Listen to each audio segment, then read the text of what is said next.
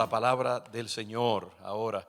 Y este es un mensaje que yo en realidad di como una porción de él un miércoles, con idea de dar una palabra sencilla, como hacemos los miércoles, son un poco más informales. Pero el Señor plantó esa palabra en mi corazón en Romanos capítulo 8 y sentí que debía desarrollarla un poco más, porque es una enseñanza clave, es una enseñanza central de la vida cristiana. Es uno de los pasajes más teológicamente complejos de toda la Escritura. Y yo diría que el Evangelio completo está resumido en ese mensaje de Romanos capítulo 8, uno de los capítulos clave, ejes de toda la Escritura. Y allí el apóstol Pablo establece los fundamentos en realidad de una vida cristiana libre. Y me encanta que hoy, que había escogido este pasaje ya hacía muchos domingos atrás para predicarlo hoy coincide precisamente con el día de la independencia de Estados Unidos, independencia de un dominio muy fuerte que había sobre esta nación de parte de Inglaterra, su independencia, su emancipación en un sentido de ataduras nacionales. Pero nosotros hoy celebramos independencia en Cristo Jesús, independencia del mal, independencia de ese espíritu que nos tenía cautivos cuando no conocíamos a Cristo. Así que estamos celebrando libertad en Cristo Jesús. ¿Y sabe qué? Somos libres de condenación. Y de eso es que quiero hablarles esta tarde. Ninguna condenación. Ese es el título de este mensaje. Ninguna condenación. Y en Romanos capítulo 8, quiero leerles el pasaje, porque solamente el pasaje nos bendice y nos instruye. Ponga atención a lo que dice el apóstol Pablo. Él abre ese capítulo con una declaración fulminante. Dice: ahora pues, ninguna condenación. Quiero que repita conmigo eso. Ninguna condenación. Eso está muy bajito, muy leve. Come on. Ese es el ensayo. Ahora, ninguna condenación. All right, eso es, gracias. Ahora pues, dice, ninguna condenación hay. ¿Para quién? ¿Para quiénes? Para los que están en Cristo Jesús. Los que no andan conforme a la carne. Aquí hay como una aclaración. Los que no andan conforme a la carne, sino conforme al Espíritu. Porque la ley del Espíritu de vida en Cristo Jesús me ha librado de la ley del pecado y de la muerte. Yo he estado peleando por dos maneras de predicar este sermón. A ver cuál. Esta mañana yo lo prediqué de una forma muy organizada. Mis notas en inglés están de hecho en la página electrónica y la pueden ver. Pero a veces también es bueno como predicar la palabra de Dios orgánicamente, como un sistema completo, vivo, como es el cuerpo humano. Y este pasaje tiene tantas enseñanzas que lo podemos hacer nuestro bosquejo. El pasaje mismo nos enseña cómo hablar de estas verdades que el apóstol Pablo. Así que lo voy a hacer de esa manera. Permítanme simplemente fluir en el Espíritu y compartir con ustedes algunas verdades. Pablo comienza diciendo algo bien importante. Dice: ahora pues. Esa palabra pues, ¿por qué está allí? Eso quiere decir que hay algo que antecede ese pasaje y él está como haciendo una conclusión de lo que él acaba de decir, ¿no? ¿Qué es el pues? ¿Por qué el pues allí? Porque en el capítulo 7, si usted lee el capítulo 7, usted verá que Pablo habla acerca de su esclavitud al pecado. Pablo era un hombre muy honesto, muy transparente. Y a pesar de sus grandes logros, su tremenda unción, él era un hombre también que reconocía que él tenía deudas con Dios, que él era un hombre como cualquier otro y que tenía cosas que todavía lo ataban y de las cuales él no podía liberarse aunque trataba. En el capítulo 7 es como ¿cómo dijera yo? Es como una admisión de culpabilidad. Y Pablo habla de que como que hay dos leyes en él. Por una parte él quiere agradar al Señor y servir al Señor, y por otra parte hay otra ley que lo ala, dice, y lo ata al pecado. Por una parte él quiere agradar a Dios en todas las áreas, y por otra parte él sabe que también hay cosas en su vida que deben estar rectas con el Señor y que no lo están. Mire, por ejemplo, en el caso del apóstol Pablo, una de las cosas que él dice que Dios le dio tantas bendiciones a Pablo, tantas revelaciones, que Dios tenía cuidado de que Pablo no se enorgulleciera demasiado. Parece que Dios discernió que en Pablo había una inclinación hacia enorgullecerse. Y la verdad es que Pablo recibió unas revelaciones increíbles. Y dice Pablo que para que la enormidad y la grandeza de las revelaciones que Dios le había dado no lo enorgullecieran desmedidamente, Dios le dio un aguijón en la carne. Dice un mensajero de Satanás. Dios como que artificialmente puso en algo en Pablo para que lo mantuviera humilde, para que lo humillara, para que le recordara que él siempre era un reo de la gracia de Dios, que él necesitaba la gracia del Señor. Pablo también vivía atormentado con la idea de que él persiguió a la iglesia de Jesucristo. Y él dice que yo soy el menor de todos los apóstoles, porque yo perseguí la iglesia de Cristo. Y él decía también que él era el jefe de los pecadores. Y entonces eso hacía que Pablo tuviera un aprecio muy grande acerca de la gracia de Dios. Y muchos de los pasajes de la Escritura que él escribió, inspirado por el Espíritu Santo, tienen que ver con esa gracia de Cristo que neutraliza la maldad del pecado que hay en él. Entonces en el capítulo 7 él entra en una discusión bastante pormenorizada de su condición pecadora. Y al final de ese capítulo 7 él dice: miserable de mí, ¿quién me librará de este cuerpo de muerte? Es una declaración de frustración total en él. Él sabe que por sí mismo él no puede ni siquiera comparecer ante el Señor y que él necesita de la gracia de Dios. Pero en el capítulo 7 de nuevo es como el trasfondo negativo de este pasaje luminoso que es el capítulo 8. Recuerde eso, el capítulo 7, miserable de mí, ¿quién me librará de este cuerpo de muerte? Porque lo que no quiero hacer hago y lo que quiero hacer no lo hago. Y entonces llega un momento como que él autorreflexiona y él nos da el antídoto de esa agonía que él siente por su condición pecaminosa. Y por eso él dice: ahora pues, en otras palabras, ahora, a pesar de esa incapacidad inherente que yo tengo de agradar a Dios, algo me consuela, algo me da paz. Y es que ninguna condenación hay para los que están en Cristo Jesús. En otras palabras, él sabe que a pesar de todo, en Cristo, él tiene la misericordia, la bondad, la comunión, la reconciliación con Dios.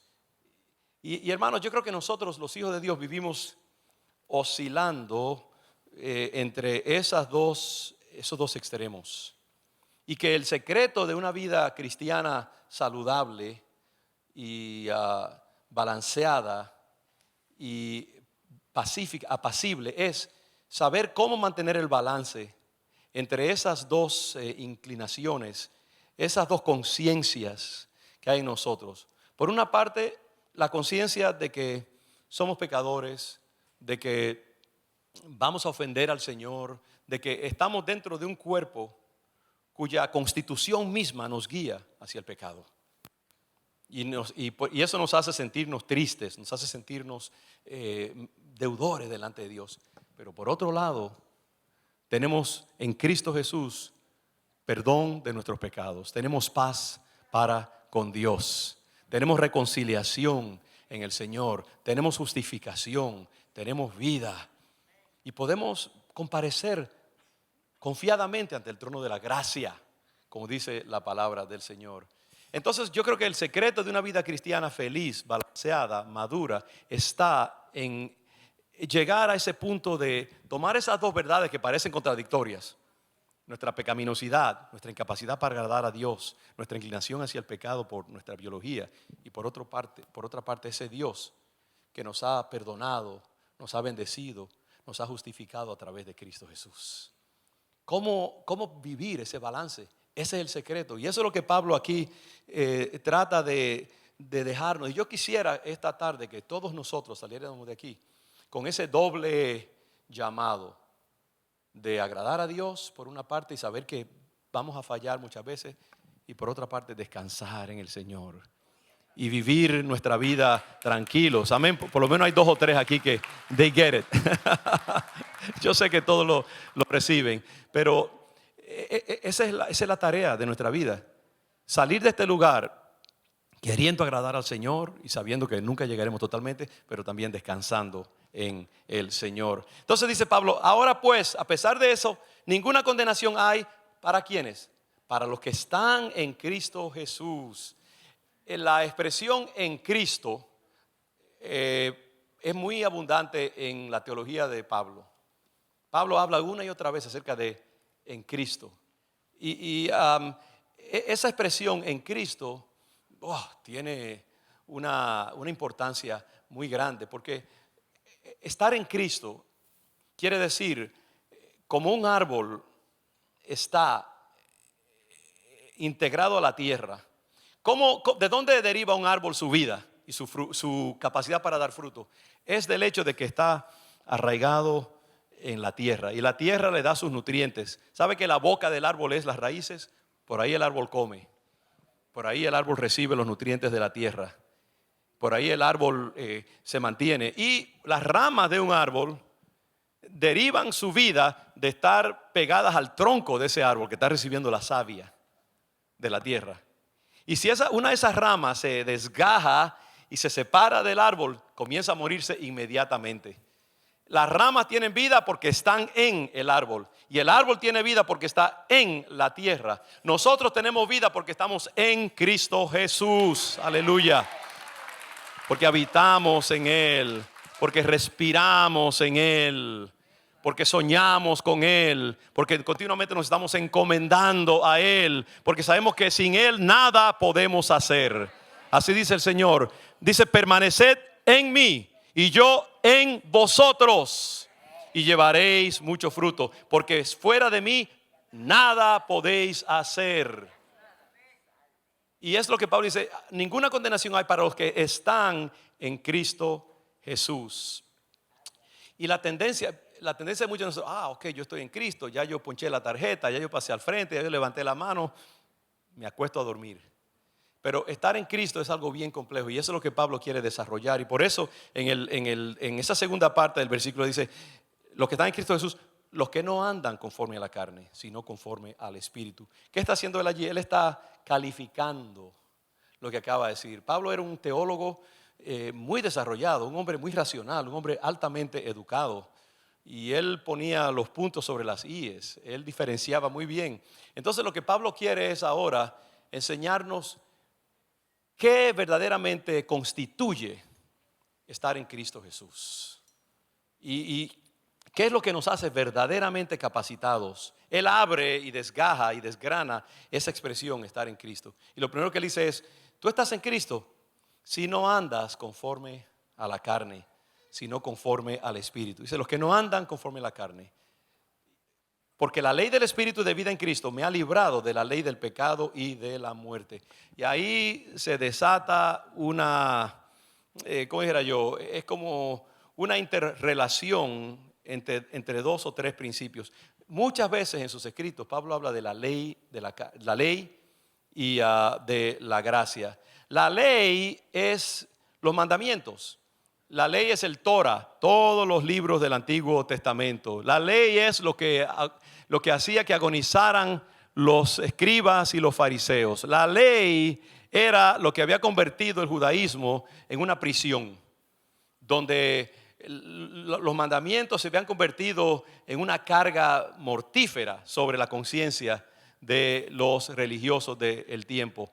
Israel pasó de ser una nación idólatra, inmoral, que vemos retratada en muchos de esos libros que ustedes están leyendo en el Antiguo Testamento.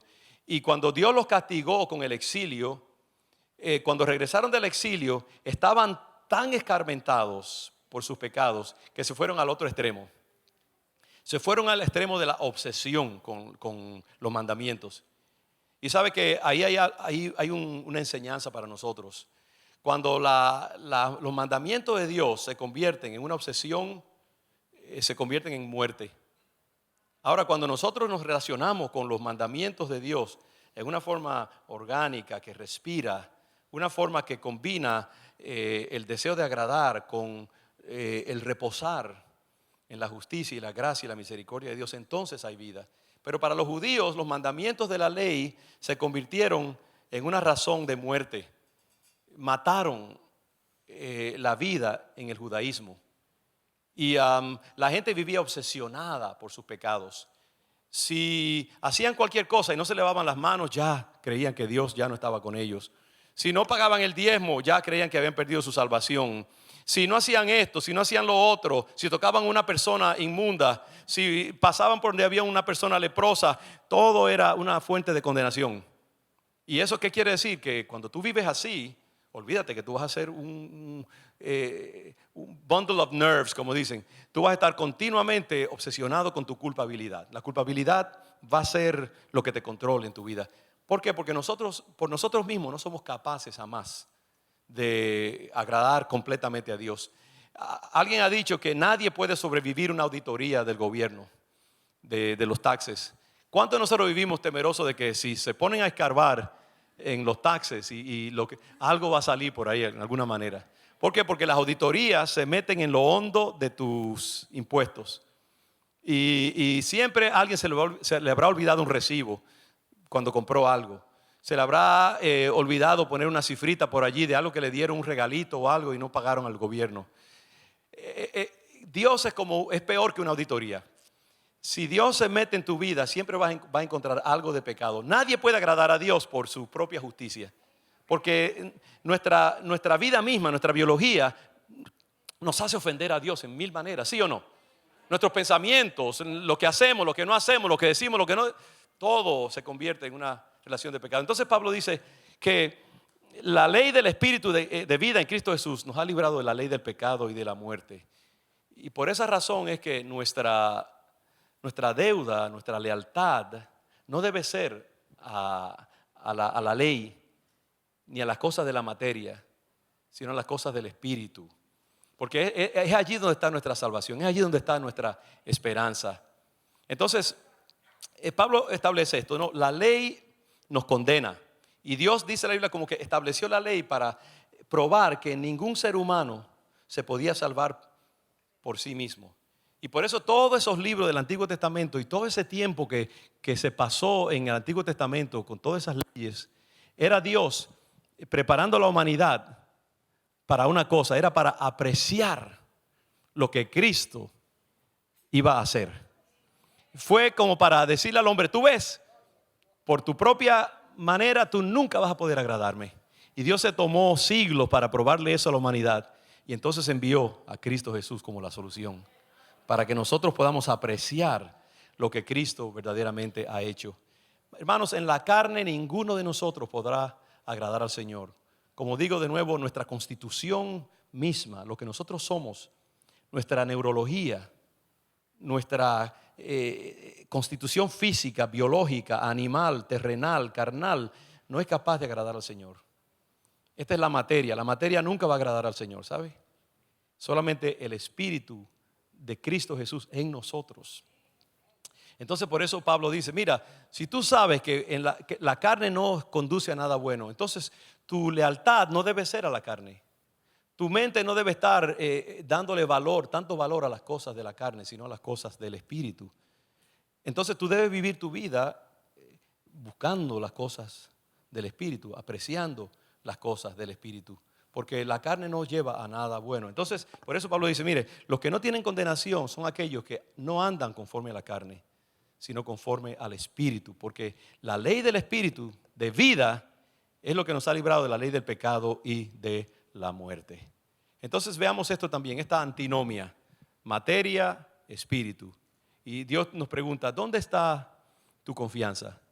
¿Está en lo que tú puedes hacer por ti mismo? ¿Está en el mundo? ¿Está en las cosas del mundo? ¿O está en la ley de Cristo Jesús? Entonces en el versículo 3 Pablo dice, porque lo que era imposible para la ley, por cuanto yo era débil por la carne, Dios, enviando a su Hijo en semejanza de carne de pecado y a causa del pecado, condenó al pecado en la carne.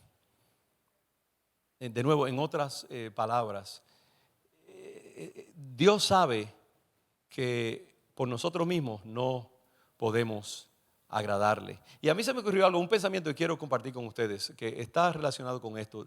Dice, lo que era imposible por la ley, por cuanto yo era débil por la carne. Sabe que Dios, Él sabe, Él conoce que nosotros somos polvo. Y Dios, en vez de estarnos exigiendo y atacando y hostigando con nuestra incapacidad para agradarlo, Él envió una medicina que es la gracia de Cristo Jesús. Y eso me recordó algo que como padres, hermanos, como padres nosotros podemos sacar mucho más de nuestros hijos con la gracia que con el látigo de la ley. Y que nosotros debemos tratar en todo lo posible de ser misericordiosos con nuestros hijos. Cuando nosotros les exigimos a nuestros hijos, cuando los llamamos a portarse bien, a estudiar, hagámoslo siempre de manera que en su corazón quede un sentido de redención. Que ellos sepan que nosotros los amamos, los apreciamos, sabemos que ellos al final van a hacer las cosas bien. Y yo creo que uno le saca mucho más a los hijos con afirmación que con condenación. Y entonces, porque nosotros sabemos que ser joven siempre conduce a errores, a desvaríos, una cantidad de cosas. Y nosotros debemos siempre tener esa gracia con nuestros hijos. También debemos tener gracia con nuestros semejantes, nuestros amigos, con nuestros hermanos. Porque eso muchas veces saca más que la condenación. Y entonces por eso Dios ideó esta manera, porque Él sabía que siempre recordándole a la gente sus pecados, sus errores, su incapacidad para agradarlo, lo que iba a hacer era simplemente meterlos más en el hoyo. Y por eso Él envió a Cristo, para que nosotros pudiéramos descansar en Él, que supiéramos que Él no está ya airado con nosotros, que Él nos ha perdonado y que Él sabe que nosotros somos polvo, que somos débiles, que nuestra constitución misma es ofender y errar. Entonces Dios envía a su Hijo en semejanza de carne de pecado y a causa del pecado, y condena al pecado en la carne. Aquí hay algo bien importante que nosotros tenemos que recordar. Cuando Cristo murió en la cruz, no solamente fue Cristo crucificado, sino que es casi, no sé cómo explicarlo, pero el pecado mismo fue crucificado en Cristo. Cristo asumió la forma de un hombre perfecto, sí, pero era un hombre representando a la humanidad. Y cuando Cristo muere en la cruz, no solamente está Él siendo clavado, sino que también el pecado nuestro, nuestra condenación está siendo clavada en la cruz del Calvario. La Biblia dice que en la cruz Cristo destronó a los principados y a las potestades y anuló, dice, el acta de los decretos que nos era contraria. Es decir, que en la cruz todas las acusaciones del diablo, toda la condenación del diablo fue neutralizada. Es como si cuando Cristo estaba siendo crucificado había también un papel allí que era la condenación de la humanidad, y eso también fue crucificado. Él asumió la forma de un hombre para que sobre ese hombre cayeran todos los pecados de la humanidad, presentes, pasados y futuros. Cristo era la víctima que antes, en el orden de los sacrificios del templo y del Antiguo Testamento, las víctimas eran quemadas continuamente por los pecados de la nación. Ahora Dios fue mucho más eficiente y con un solo sacrificio, el de Cristo Jesús, como una víctima allí, Él quemó todos los pecados de todos nosotros. Y hoy, cuando nosotros permanecemos en Cristo, estamos bebiendo, comiendo, recibiendo de la vida que salió de su cuerpo quebrantado, su cuerpo magullado por el pecado. Dice que por los azotes de Cristo nosotros hemos sido curados. Y eso es una sanidad física, emocional, espiritual. Y lo que se requiere es entonces que nosotros entremos en lo que Cristo ya hizo.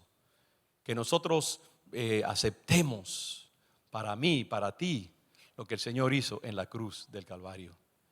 Y es importante que entendamos eso también, porque lo que Pablo está diciendo aquí es que nosotros tenemos que poner nuestra firma en ese cheque, por así decirlo, que Cristo escribió en la cruz del Calvario. Si tú no pones tu firma sobre lo que Cristo hizo, entonces lo que Cristo hizo no es valedero para ti. ¿Cuántos saben que si tú no firmas un contrato, el contrato no vale? Si tú no firmas un cheque, lo que escribiste en el cheque no tiene ninguna vigencia. Si tú compras una casa y no firmas un contrato de esa casa, no vale nada. Si tú haces un testamento y tú no pones tu firma en ese testamento, lo que tú quieres que se haga con tu dinero no vale nada.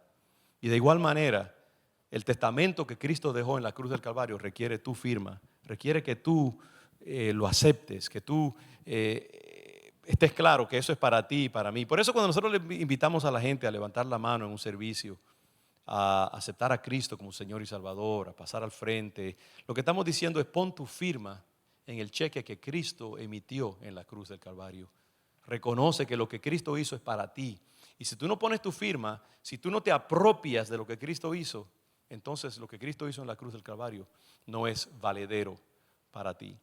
Esa idea de ninguna condenación es para los que están en Cristo Jesús.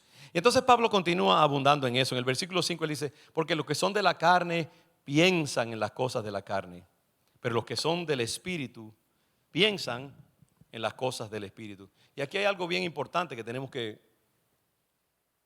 también abundar un poquito sobre ello. Esta idea de que los que piensan en la carne, ¿qué quiere decir eso? O los que piensan en las cosas del Espíritu. ¿Dónde están tus prioridades? ¿En qué tú piensas? Cuando tú estás a solas, ¿cuáles son las cosas que te preocupan a ti? ¿Cuáles son las cosas que llaman tu atención? Cuando tú estás tomando una ducha, por ejemplo, ¿en qué cosas tú piensas? Cuando tienes tu día libre, ¿cuáles son las cosas que llaman tu atención? ¿En qué tú pasas tu tiempo? ¿Y cuáles son las cosas que tienen prioridad en tu vida? Porque eso es lo que Pablo está diciendo, que la vida en Cristo es más que simplemente venir a la iglesia un domingo y después te vas a tu casa y ya, y el otro domingo tú vienes y entonces otra vez eres cristiano. Pero el resto del tiempo tú te lo pasas haciendo tu vida como tú quieres y tu cristianismo no impacta tus relaciones humanas, tu matrimonio, tus prioridades, lo que tú haces con tu dinero, cómo tú pasas tu tiempo, cómo tú inviertes tus talentos, qué decisiones tú haces con tu carrera, dónde vivir, dónde invertir tus energías. Los hijos de Dios, los que están en Cristo, piensan en las cosas del Espíritu y no de la carne. Esto a diferencia de las personas que su prioridad está en su carrera. ¿Y cuántos cristianos hay verdaderamente que para ellos la vida cristiana es un afterthought? Es algo que es un apéndice de su vida, pero lo que verdaderamente les importa es llegar a la cúspide de su carrera, hacer dinero, tener una buena casa, comprarse el BMW que siempre han querido, sus hijos son su adoración, su descanso, el sábado por la mañana, lavar el carro y ponerlo brillante para el fin de semana. Y para muchos cristianos, y ciertamente para la gente que no está en Cristo, esa es la vida. La vida es algo terrenal, algo que simplemente tiene que ver con este tiempo y este espacio. Y lo que dice Pablo es que si somos verdaderamente cristianos y estamos en Cristo Jesús, nuestra, ¿cómo dijera yo? Outlook, nuestra inclinación, nuestra perspectiva de la vida va a estar coloreada totalmente por nuestra condición de cristianos. Y en eso es que nosotros vamos a estar pensando y obsesionando y buscando cómo cultivar. El cristiano piensa y ama y se involucra en las cosas del Espíritu. Y en realidad para el cristiano del cual Pablo está hablando aquí, la vida allá afuera, por así decirlo, es segunda o tercera categoría. Sus preocupaciones están en su condición de hijo de Dios. Eso quiere decir que su placer mayor va a ser servir al Señor, crecer en las cosas del Espíritu, ser un instrumento en las manos de Dios, conocer más y más de Dios. Pablo dice que, como decía Meche el domingo pasado, que su deseo era conocer a Cristo en sus padecimientos y en el poder de su resurrección. ¿Cuántos tienen hambre y sed de conocer a Dios verdaderamente? ¿Cuántos viven su vida deseando ser más y más como Cristo? ¿Para cuántos de nosotros nuestra pasión es que nosotros seamos un sacrificio agradable al Señor? ¿Y cuántos pasamos nuestro tiempo pensando? ¿Cuánto tiempo tú pasas meditando en la palabra del Señor?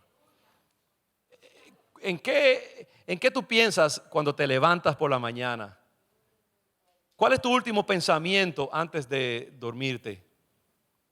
¿En qué tú inviertes tu dinero, tu tiempo, tus talentos? ¿Cuáles son las cosas en que tú piensas? Porque eso es importante, porque para Dios lo único que verdaderamente agrada al Señor es un total compromiso con Él. Dios no es un Dios a media. Dice la palabra que Dios es celoso. Él no comparte su amor con nadie. Él es un esposo celoso.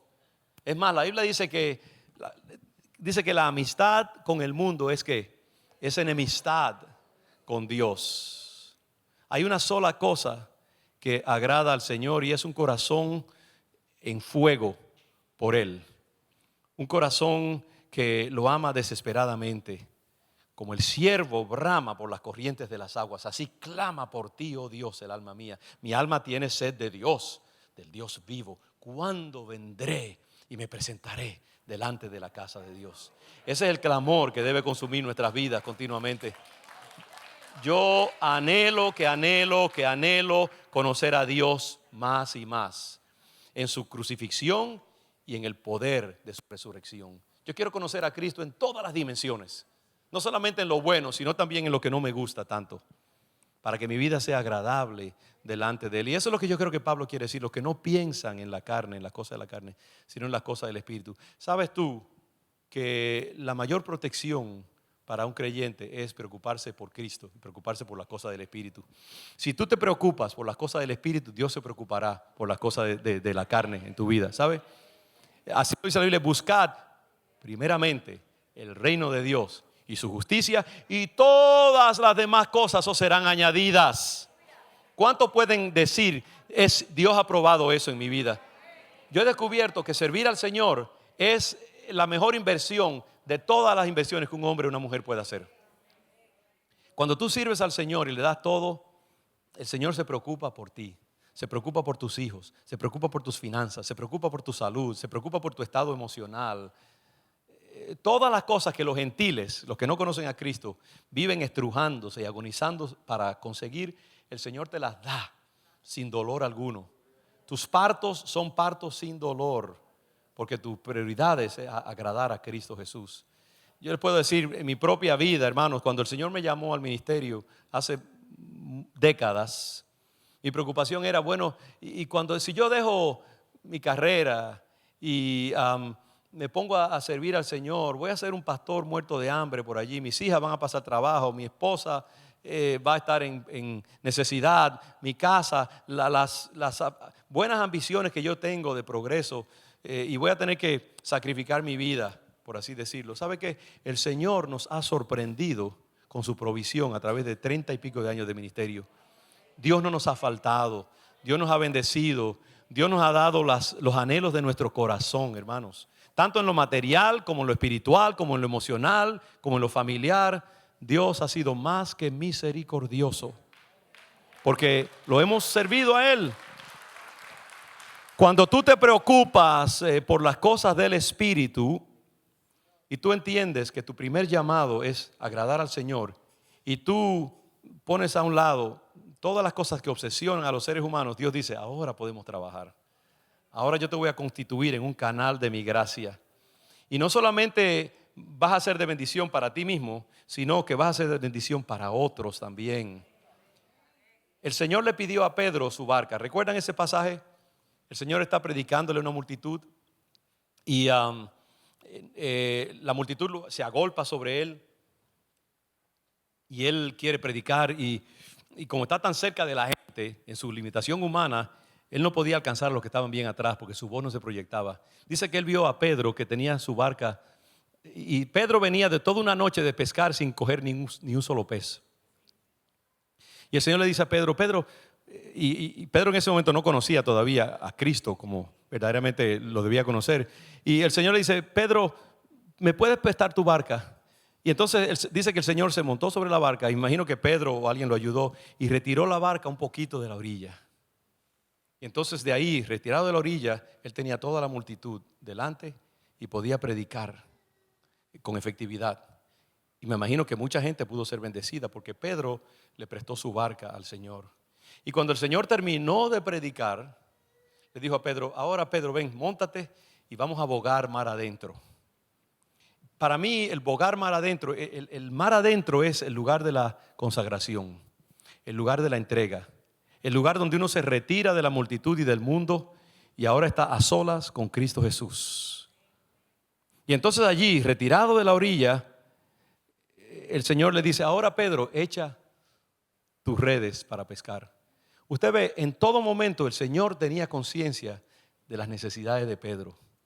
Él sabía que en ese hombre que estaba allí oyéndolo, había un hombre que estaba preocupado quizás por su familia, porque estaba tratando de pescar, no había conseguido ningún pez, su profesión no le estaba deparando provecho, estaba pensando: voy a perder la barca, la alquilé, la arrendé, todavía tengo que pagarla, ¿y qué va a hacer de mi familia? Y muchas veces nosotros somos así, estamos preocupados por nuestro futuro, nuestra carrera, nuestros intereses, y muchas veces el Señor quiere usarnos en diferentes maneras, pero nosotros no entendemos que el Señor quiere usar nuestra vida. El Señor quiere tomarnos como un instrumento de su gracia. El Señor quiere que nosotros le rindamos todo, le entreguemos todo a Él y le digamos: Señor, aquí estoy, lo que tú quieras de mí, eso es lo que yo voy a hacer. Cuando Pedro le rinde su profesión al Señor, le rinde su propiedad de esa barca al Señor, entonces Cristo queda libre para bendecir a Pedro también. Y entonces le dice a Pedro: ahora echa tu red. Y lo que le está diciendo es entre paréntesis: y tú vas a ver la diferencia de pescar conmigo como tu prioridad y pescar con la pesca como tu prioridad. Dice la palabra que cuando Pedro echó su red, dice que salió una multitud de peces. Yo me imagino que la palabra de Cristo llamó a todos los peces que estaban a cientos de yardas de distancia, y todos esos peces acudieron para bendecir la red de Pedro. Y recuerde que Pedro pescó en condiciones no muy buenas. Él había tratado de pescar en la noche cuando los peces están receptivos, no hay gente, no hay ruido que los ahuyente. Y ahí hay una enseñanza también que Pedro le dice al Señor: Señor, pero toda la noche hemos tratado de pescar y no hemos cogido nada. ¿Cuántos de nosotros aquí hemos tratado de pescar toda la noche en condiciones buenas y no hemos cogido nada? Porque no hemos puesto a Cristo en nuestra prioridad. No estamos permitiendo que el Señor use nuestra economía, que use nuestros recursos. No le hemos entregado la totalidad de nuestro ser al Señor. No nos hemos olvidado de nosotros mismos para que el reino de Cristo sea avanzado. Y entonces Pedro recoge esa gran cosecha de peces. Y el Señor le dice: Pedro, ahora serás no pescador de peces malolientes, sino serás pescador de hombres, de almas. ¿Por qué? Porque cuando usted se entrega completamente al Señor, se consagra, Dios le bendice materialmente, le bendice en su profesión, le bendice en su familia, y usted cambia de estatus. Usted se convierte de un ser meramente biológico a un ser exaltado como un ángel que sirve al Señor y es usado para el avance del reino de Dios.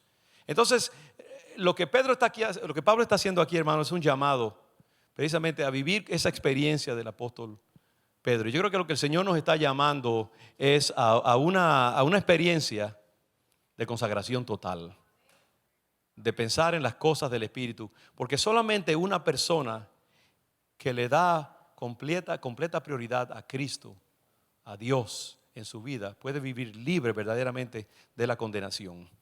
Tú no puedes liberarte de la conciencia culpable ni por tus propias obras. La única manera es metiéndote directamente en Cristo y dejando que el Señor ocupe todos los rincones de tu ser.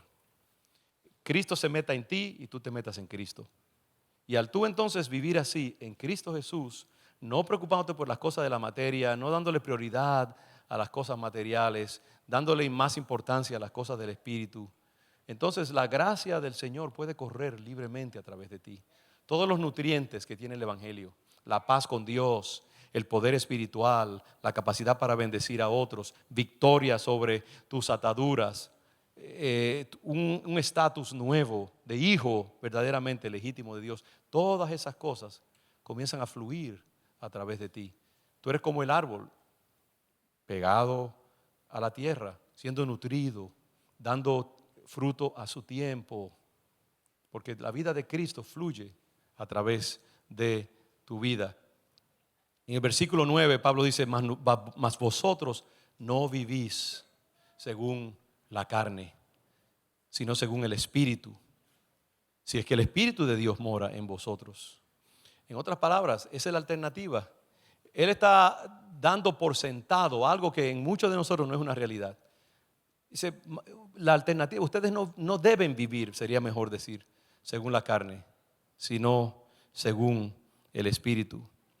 Y si tú vives así, hermano, como un sacrificio sobre el altar, consumiéndote lentamente por amor a Dios, si tú no confías en tu propia justicia, sino que confías en la justicia de Jesucristo, tú puedes vivir libre de condenación.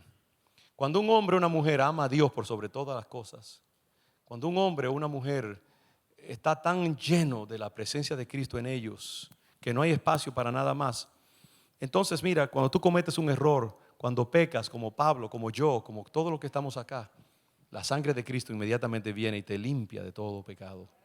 La sangre de Cristo te restablece, te restituye, pero tú tienes que tener esa relación de intimidad con el Señor.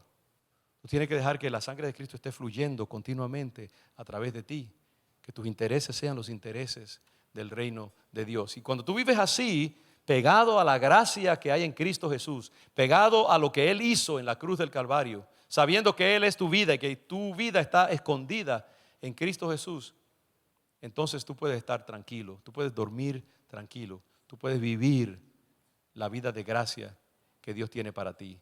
Entonces termino con esa idea, ¿no?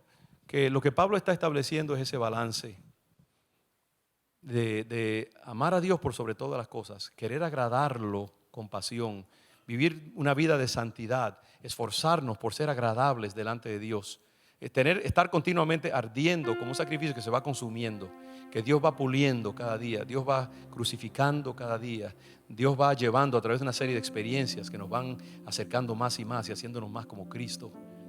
Cuando vivimos esa vida de entrega total, pero también vivimos esa vida de descanso en el Señor. Cuando tú te acuestas en la noche, tú sabes que has adquirido una cantidad de deudas con Dios.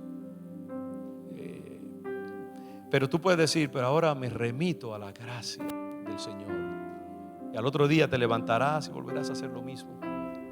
Confiarás en Cristo, te esforzarás por servirlo, pero también vas a relajarte y descansar en lo que Cristo hizo en la cruz del Calvario. Yo espero que en esta tarde ese sea nuestro mover, esa sea nuestra dinámica. Vamos a inclinar nuestras cabezas un momento y vamos a recordar lo que el Señor nos está diciendo en esta tarde.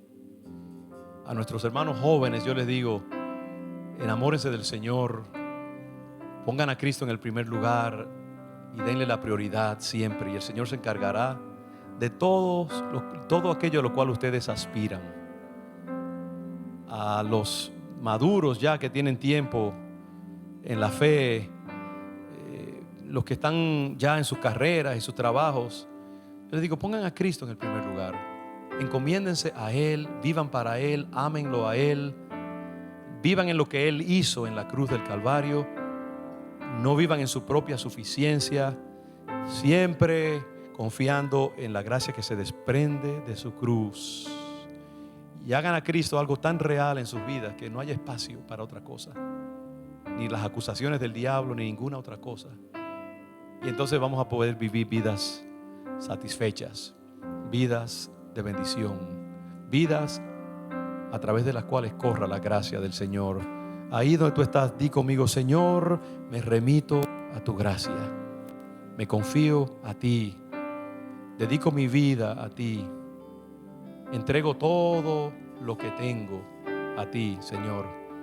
Reposo en lo que tú has alcanzado en la cruz, donde te diste por mí. Y hoy te pido, entra a mi vida, entra a mi corazón, y que lo que tú hiciste en la cruz se haga valedero para mí también. Me entrego a ti, te acepto, te recibo, te confieso como mi Señor, como mi Salvador. ¿Puedes tú decir eso? Señor, en tu cruz yo tengo salvación. En tu cruz yo tengo vida eterna. En lo que tú alcanzaste a través de tu sacrificio, yo tengo vida eterna. Tengo perdón de mis pecados. Si tú has hecho eso esta tarde, tú puedes decir: yo estoy libre de toda condenación. Padre, gracias. Gracias por tu bondad. Gracias por tu amor. Gracias por tu misericordia. Gracias por lo que tú alcanzaste en la cruz del Calvario. Mi hermano, si tú has hecho eso hoy, aunque sea la primera vez o aunque sea ya lo hayas hecho antes, si tú quieres confesar esa dependencia en Cristo Jesús, ¿por qué no levantas tu mano ahora mismo? Sea como sea, si lo has hecho antes, si lo estás haciendo ahora por primera vez, no importa, confiesa tu entrega al Señor y tu confianza en el Señor. Levanta tu mano, ponte de pie como tú quieras. Vamos a ponernos de pie y vamos a confesar nuestra dependencia en el Señor esta tarde. Vamos a decirle al Señor: Padre, yo confío en lo que tú has hecho en la cruz en esta tarde. Te bendecimos, te damos gracias, Señor. Confiamos en tu cruz, confiamos en tu liberación. Gracias por lo que tú has alcanzado, Señor, en la cruz del Calvario. Te adoramos y te bendecimos, Padre. Ninguna condenación para los que están en Cristo Jesús. Amén, amén y amén. Dios les bendiga, mis hermanos. Vamos a vivir vidas libres para servir a Cristo y para hacer su voluntad. Amén y amén. Dios les bendiga.